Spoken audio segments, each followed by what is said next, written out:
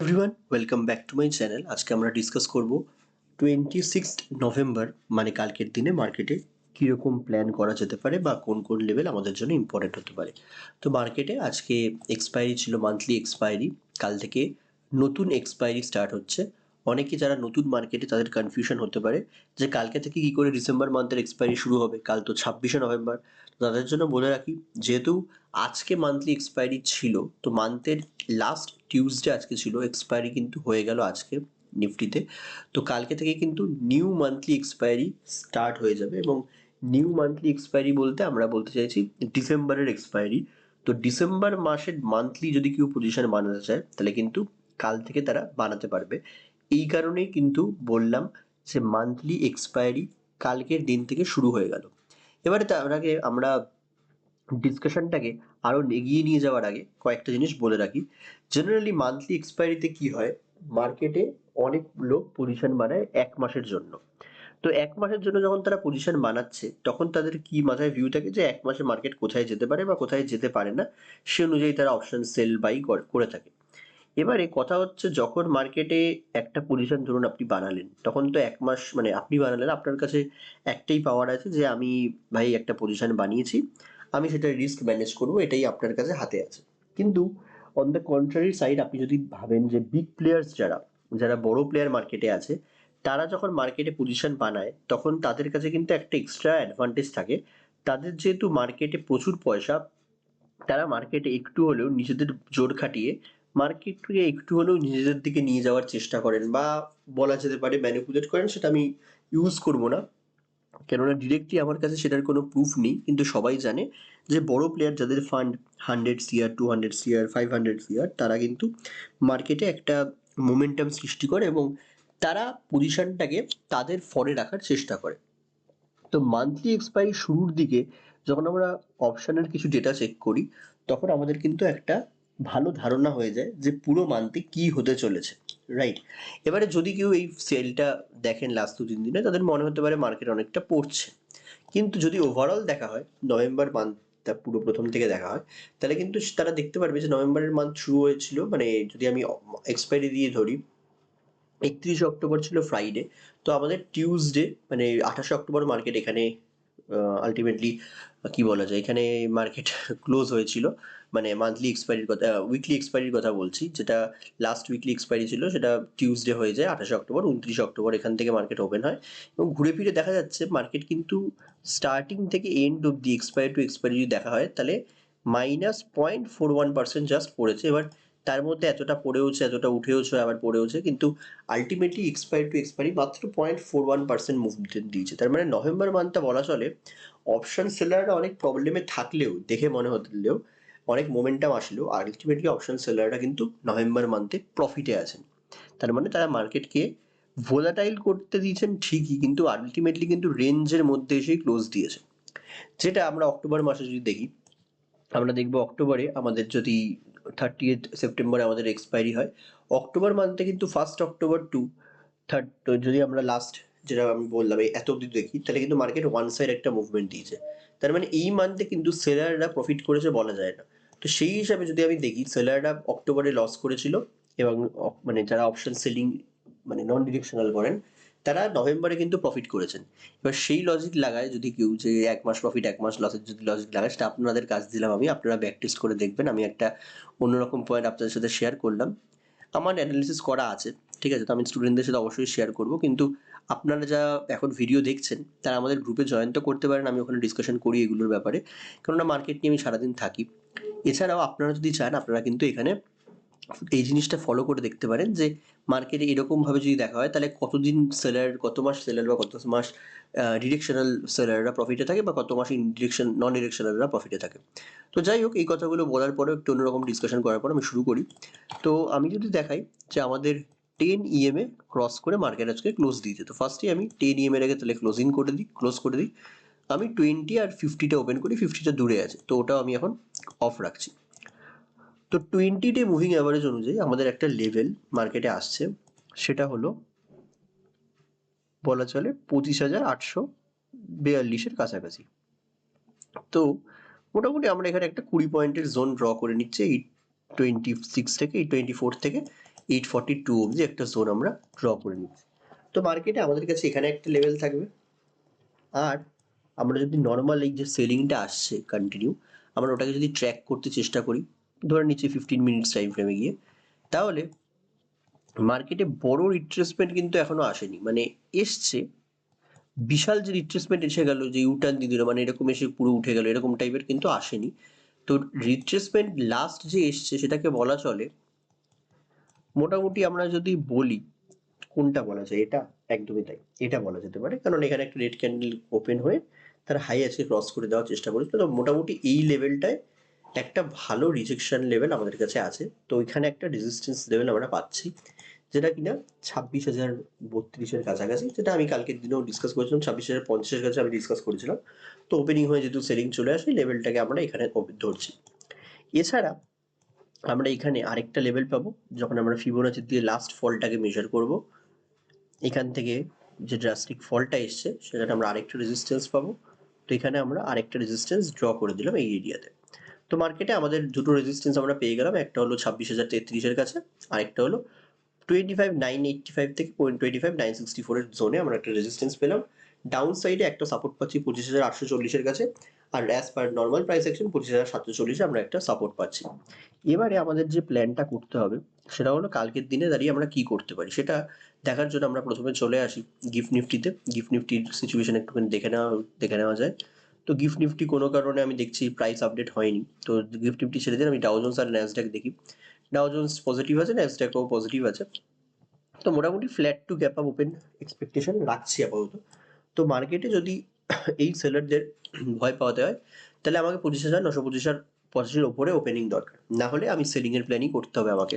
কারণ এর ওপরে ওপেনিং হলে আমি বলবো সেলাররা ট্র্যাপ হচ্ছে, বা কালকে যদি মান্থলি এক্সপায়ারি শুরু, আমি কিছু লোক তো পজিশন নিয়ে যায়, উইকলিও নিয়ে যায়, শুধু মান্থলিতে সবাই কাজ করে না। তো সেক্ষেত্রে বলা যাবে যে যারা উইকলিতে শর্ট করে গেছে তারা হয়তো ট্র্যাপ হয়ে গেছে।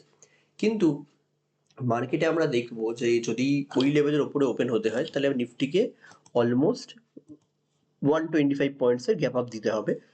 রাদার দ্যান আমি যদি ক্লোজিং প্রাইস এখান থেকে নিই, এটা হবে না, কারণ ওয়েটেড অ্যাভারেজ ছিল 884। তো 884 থেকেও যদি আমি ক্যালকুলেট করি, 884 থেকেও যদি ক্যালকুলেট করি, তাহলে আমাদের 100 পয়েন্টের একটা গ্যাপ আপ দরকার, বা 0.38%, যেটা খুব একটা অসম্ভব কিছু না, হতে পারে। এর আগে আমি একটা কথা বলে রাখি, আমি এখানে আপনাদের দেখুন ক্লোজিং হয়েছে 860 আর নিফটিতে শো করছে 884। তো ক্লোজিং প্রাইসের একটা কথা বললাম, সেটার ব্যাপারে যদি আপনারা জানেন তাহলে কমেন্টে অবশ্যই জানাবেন যে ক্লোজিং প্রাইস এখানে দুটো ডিফারেন্ট দেখাচ্ছে কেন। তো সেটা আপনারা কমেন্টে জানাবেন, না জানলে আমাকে বলতে পারেন, আমি পরের ভিডিওতে তাহলে বলে দেবো। দুক্ষেত্রে আপনারা কমেন্টে জানাবেন অবশ্যই যে আপনারা লেভেলটার ব্যাপারে, মানে ওয়েটেড অ্যাভারেজের ব্যাপারে জানেন কিনা। তো এবারে আমরা চলে আসছি যে কালকে যদি এর ওপরে ওপেনিং হয়, তাহলে দেখুন শুরুতেই আমরা একটা ছোট এই অবধি মোমেন্টাম ক্যাপচার করতে পারবো, যেখান থেকে ওপেন হলে একটা ছোট মোমেন্টাম এই অবধি বাইং এর প্ল্যান আমরা করতে পারবো। এই অবধি প্রথমেই আমরা পুরো ব্রেকআউটের প্ল্যান করবো না, এই অবধি যাওয়ার প্ল্যান করবো। এবার অনেকের মনে হতে পারে এটা 20-30 পয়েন্টের কি ধরবো, ফার্স্ট ক্যান্ডেলই তো বেরিয়ে যায়। সেক্ষেত্রে আমাদের এই অবধি ওয়েট করতে হবে, মোমেন্টাম আসে, নেগেটিভ প্রাইস অ্যাকশন দেখলে আমরা আবার ক্লোজিং প্রাইস অবধি সেলিং এর ওয়েট করবো। হ্যাঁ, মাঝখানে একটা জোন চলে আসবে এখানে, যে এর উপরে গ্যাপ আপ হলে অবশ্যই সেখান থেকে মার্কেট এরকম সিচুয়েশন যদি দেখায় যে এরকম হয়, এখানে যে আপনি ধরুন এই লেভেল থেকে শর্ট করছেন নেগেটিভ প্রাইস অ্যাকশনের পরে, তাহলে ফার্স্ট টার্গেট এই অবধি হওয়ার পর আপনি এসএলটাকে ট্রেল করতে করতে গেলেন, তারপর আলটিমেটলি আমরা বড় টার্গেটের প্ল্যান করতে পারবো। সেক্ষেত্রে আমরা এভাবে প্ল্যান করতে পারি, আর না হলে মার্কেট ওপেন হওয়ার পরে অ্যাটলিস্ট ফার্স্ট টার্গেট এই অবধি বাইং এর প্ল্যানই করা উচিত বলে আমার মনে হয়। কিন্তু যদি কেউ এইটুকু পয়েন্টের ক্যাপচার না করতে চান, যে এইটুকু আমি আর কি পয়েন্ট ক্যাপচার করবো, ওটা তো 9টা 15, 16, 18তেই মানে মুভ দিয়ে দিতে পারে।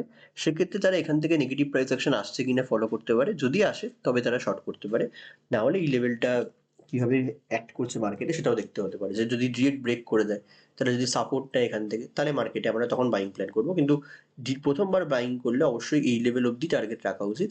তারপর যদি সাপোর্ট নিয়ে বেলায় আবার ঘোরে সেকেন্ড হাফে, তখন আমরা নেক্সটে প্ল্যান করবো।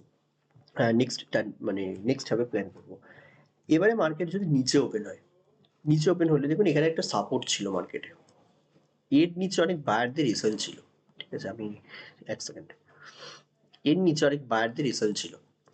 এই যে বায়ারদের রেসাল ছিল, এরা কিন্তু বেরিয়ে গেছে মার্কেট থেকে। তো মার্কেট যদি এই লেভেলের নিচে ওপেন হয়, মানে এখান থেকে ওপেন হয়, নেগেটিভ একটা প্রাইস অ্যাকশন দেখায়, আমি কিন্তু ক্লোজিং প্রাইস অবধি প্ল্যান করবো। এবার কথা হচ্ছে আজকে প্রথম ক্যান্ডেলই এরকম একটা ক্যান্ডেল বানিয়ে দিয়েছিল, ক্লোজিং প্রাইস অবধি মার্কেট কিন্তু এসছিল, আসেনি তা নয়, কিন্তু প্রথম ক্যান্ডেলেই অলমোস্ট 26,000 থেকে 25,900 30-70 পয়েন্টের ক্যান্ডেল বানিয়ে দেয় এবং মার্কেটে যদি আপনি ফলো করেন আগের দিনও তাই হয়েছিল 133 থেকে 86 অব্দি অলমোস্ট।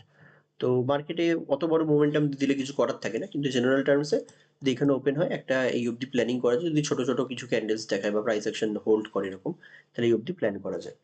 তো এটা গেল আমার flat to gap up, side gap আপের প্ল্যানিং আর বড় গ্যাপ আপের প্ল্যানিং। এবার যদি গ্যাপ ডাউন ওপেন হয় তাহলে 25,842 825-এর জোনটা আছে তার নিচে ওপেন হতে হবে। নিচের ওপেন হতে হয়ে মার্কেট যদি এরকম একটা সেলিং দেখায়, সেলিং দিয়ে যদি রিটেস্ট করে আবার নিচের দিকে আসে, তখন আমরা প্ল্যান করবো নেক্সট লেভেল 730 অব্দি। তো মার্কেটে আবার 3 রকম প্ল্যান হয়ে গেল। এই লেভেলের নিচে গ্যাপ ডাউন ওপেন হয়, উপরে গিয়ে যদি রিজেকশন নেয় তাহলে এটা অব্দি প্ল্যানিং। এখানে ওপেন হয়ে নেগেটিভ প্রাইস অ্যাকশন দেখালে ক্লোজিং প্রাইসের ব্রেকডাউন অব্দি প্ল্যানিং। আর এখানে ওপেন হয়ে যদি উপরের দিকে যায় তাহলে এই অব্দি প্ল্যানিং। আর ওখানে যদি না ধরতে পারি, এখান থেকে নেগেটিভ হলে সেলিং এর প্ল্যানিং, আর এটা ব্রেক করে যদি সাপোর্ট নেয় তাহলে ওপর দিকে প্ল্যানিং। তো আমরা এত রকম যে প্ল্যান করলাম, এবার কথা হচ্ছে অনেকে বলবে আপনি তো সব রকম বুঝেন। অবশ্যই আমরা অ্যাস্ট্রোলজার নয়, আমাদের মার্কেটে ওপেনিং এর পরে বায়ার সেলাররা কি করছে সেই হিসেবে প্ল্যান করতে হয়। তো এখানে দেখবেন কিছু প্ল্যান আমরা কিন্তু স্কিপ করে গেছি, যেমন এই জায়গায় যদি ওপেন হয় কোনো কিন্তু প্ল্যানিং নেই, এখান দিয়ে ওপেন করলে তো বাই করলাম, আর যদি সেটা মিস করে যায় নেগেটিভ প্রাইস অ্যাকশনের পর সেলও করলাম, কিন্তু এখানে কি করবো ওপেন হলে? আমি কিন্তু কিছু বলিনি। মানে এই জোনটা কিন্তু কনফিউশন জোন। সেরকম সিমিলারলি আমি যদি গ্যাপ ডাউন বলেছি, আমি এর নিচে বলেছি ওপেনিং, যদি এখানে ওপেন হয় বা এই জায়গাটা ওপেন হয়, আমি কিন্তু কোনো প্ল্যানিং রাখিনি, কারণ সেই সময় কনফিউশন জোন থাকবে। কারণ এখানে ওপেন হলে সেলাররা যেটা হোল্ড করে গেছিলো তারাও প্রফিট বুক করতে পারে, আবার বায়াররা কেউ ভাবছে এক্সপায়ারির জন্য ফল এসছে, তারা হয়তো হোল্ড করে গেছে, তারাও প্রফিট বুক করতে পারে বা লস বুক করতে পারে বা এক্সিট করতে পারে। তো এখানে এই জায়গাগুলো ডাইসি জোন হয় কিছু, তাই জন্য ডেফিনিট জোনে আমরা প্ল্যানিং করি। তো আমি আজকে ডিটেলসে যেহেতু নিফটিটা বোঝালাম, আমি ব্যাঙ্ক নিফটি আর সেন্সেক্স নিয়ে অত বড় বলবো না, কেননা তাহলে ভিডিওটা বড় হয়ে যাবে। মোটামুটি ব্যাঙ্ক নিফটি সেন্সেক্স আমি বেশি কিছু প্ল্যান করছি না, আমি নিফটিটাকে ভালো করে ট্র্যাক করছি, কারণ মাল্টিপল ট্রেডস ওখানে আসার সম্ভাবনা আসছে এখন যেরকম সিচুয়েশন আছে, মানে বায়ার সেলার সবাই কনফিউজড আছে এখন মার্কেটে। তো মোটামুটি নিফটিতেই ভালো ট্রেড আমি পাবো বলে মনে হয়। তাও আমি সেন্সেক্সটা একবার জাস্ট শর্টে বলে রাখছি, এখানে আমাদের একটা জোন আছে ছোট, সাপোর্ট জোন হতে পারে। কারণ মার্কেটে দেখুন সাপোর্ট জোন কিন্তু এইটা সবাই দেখছে, এখন যেটা ড্র করা আছে এটা যে সাপোর্ট জোন সবাই দেখতে পাচ্ছে এখানটায়, কিন্তু এই সাপোর্ট জোনটা কিন্তু বেশি লোক দেখতে পাচ্ছে না, যেটা আমরা ইএমএ দিয়ে ড্র করেছি, সেটা যারা মানে 20 ইএমএ দিয়ে ট্রেড করে তারাই দেখতে পারবে। তো নর্মাল প্রাইস অ্যাকশনের সাপোর্টের সাথে আপনারা যদি একটা ডিফারেন্ট সাপোর্টকে কোথাও খুঁজে পান, সেগুলো অবশ্যই বেশি বেশি অ্যাকিউরেটভাবে কাজ করা উচিত বলে আমার মনে হয়, কেননা সেখানে তলায় সবার এসএল থাকছে এরকম নয়। তো মার্কেট যদি এটা ব্রেক করে, ফ্ল্যাট ওপেন হয়ে ব্রেক করে, তাহলে আমাদের এই অবধি টার্গেট থাকবে 387 অবধি। সেখান থেকে যদি রিভার্স করে, ধরে নিন ডবল বটম বা এনগালফিং মতন প্যাটার্ন বানালো বা এখান থেকে হ্যামার মতন বানালো, তখন আমরা কিন্তু আবার এই অবধি প্ল্যানিং করতে পারি। মানে ইনিশিয়াল মুভমেন্ট যদি মিস করে যায় তাহলে আমরা প্ল্যানিং করবো আর বাইং অবধি, এত অবধি এই অবধি যাওয়ার জন্য। তো মার্কেটে এখানে যে প্ল্যানিংটা বললাম সেটাই যদি উল্টো দিকে আমাদের গ্যাপ আপ ওপেন হয়ে যায়, মানে ধরে নিন প্রচুর বড় গ্যাপ আপ ওপেন হয়ে গেল, তাহলে কিন্তু অ্যাটলিস্ট এই লেভেলের 50-60% যে লেভেল তার উপরে ওপেনিংটা দরকার, না হলে কিন্তু খুব একটা কিছু লাভ হবে বলে আমার মনে হয় না। এই লেভেলের উপরে ওপেনিংটা দরকার, না হলে মার্কেট মুভমেন্ট আসবে না তা তো নয়, ওরকমভাবে তো আমরা বলতে পারি না, আসতেই পারে, এখান থেকে সোজা উঠে যেতে পারে, সোজা নেমে যেতে পারে। কিন্তু আমার মনে হয় যদি এইসব জায়গার নিচে ওপেনিং হয় তাহলে মার্কেটকে আবার এইসব লেভেলের মধ্যে ঘোরানো হবে বা সাইডওয়েজ করে দেওয়া হবে। শেষের দিকে আজকে যেমন এক্সপায়ারিতে মুভমেন্ট এসেছিল সেরকম মার্কেট তখন মুভমেন্ট করবে, কারণ এখানে প্রচুর জোন আছে, এখানে জোন আসছে, এখানে আমাদের একটা জোন আছে, পুরো কনফিউশন জোন হবে, প্লাস এখানে রাউন্ড নাম্বার আছে 84,500 85,000-এর। তো মার্কেট এর ওপরে ওপেন হলে তাও একটা ব্যাপার আছে, 85,000-এর কল সেলাররা ট্র্যাপ হতে পারে। যদি এইসব জায়গাতে ওপেন হয় তাহলে কিন্তু খুব একটা বড় মোমেন্টাম আমি সেন্সেক্স এক্সপেক্ট করবো না, আমি নিফটিতেই প্ল্যান রাখবো। তো অনেকের ডিটেলসে ডিসকাশন হলো, গোল্ড আজকে একটু পজিটিভও আছে। আসলে এগুলো ডিসকাস করার অতখানি সময় পাওয়া যায় না, কেননা ভিডিও বেশি বড় হলে লোকে বোর হয়ে যাবে। তো যাই হোক, তো মোটামুটি যতখানি সম্ভব ডিসকাশন করলাম 10 মিনিটের মধ্যে। তো দেখা হচ্ছে আগামী দিনে। ভিডিওটি ভালো লাগলে অবশ্যই চ্যানেলটি সাবস্ক্রাইব করবেন এবং বেল আইকন প্রেস করবেন। আর যদি কোনো কমেন্টে কিছু জানানোর থাকে তাহলে অবশ্যই জানাবেন, ভালো ভালো মন্দ সব কিছুই, কেননা আমার এই চ্যানেলটা খুব একটা পুরনো চ্যানেল নয়। তো অবশ্যই আপনাদের কমেন্টটাকে আমি অ্যাজ পজিটিভ ফিডব্যাক নেব এবং আগামী দিনে কন্টেন্ট ইমপ্রুভ করার চেষ্টা করব। দেখা হচ্ছে আগামী দিনে। বেল আইকন প্রেস করে রাখবেন যাতে ভিডিওর নোটিফিকেশন সব থেকে প্রথমে আপনার কাছে পৌঁছে যায়। Thank you.